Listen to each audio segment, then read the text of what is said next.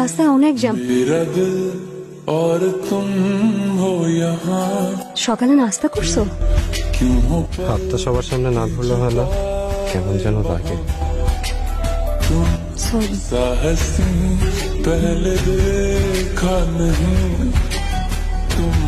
এভাবে তাকিয়ে আছেন যে? আমি তো আপনাকে চিনি। কি হলো তোমার? তুমি করে বলছেন যে? আমাদের কি পরিচয় আছে? আপনি অজ্ঞান পার্টির লোক না তো না? আমার কিন্তু ভয় করছে, আমাকে অজ্ঞান করে কোনো লাভ নেই। ইরা, বাহ, আপনি তো দেখতে আমার নামও জানেন। এত রাত বাদ দাও না, সরি।